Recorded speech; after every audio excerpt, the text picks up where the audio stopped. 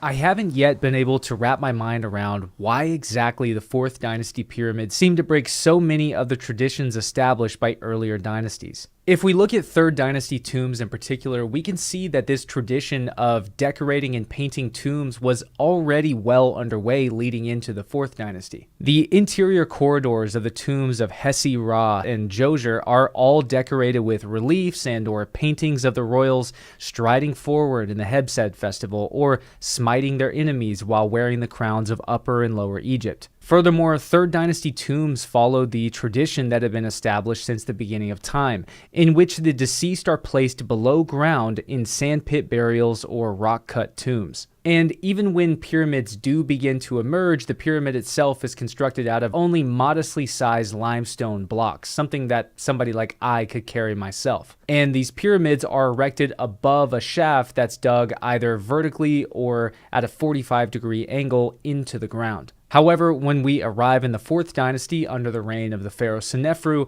all of these cultural norms either halt altogether or are significantly diverted. And this is one of the places where understanding the cultural context of ancient Egypt is crucial to seeing some of the contradictions within modern-day Egyptology. Now, I should pause there. This is not me saying that Egyptologists are intentionally contradicting their own narrative, but rather the ancient Egyptians were not simple people that we are able to easily place in these neatly defined boxes. They were a very complex culture, and it is our disconnection from them and insufficiencies in our understanding of them that prevent us from being able to have a non-contradictory view of the ancient Egyptians. For instance, we view the Egyptians as the world's most conservative culture. They didn't change. Change was a bad thing. The divine order of life, the artistic style, and kingship of Egypt was all established at the beginning of time, and any time that divine order was disrupted, bad things happened in Egypt. So in one sense, Egyptologists have their view that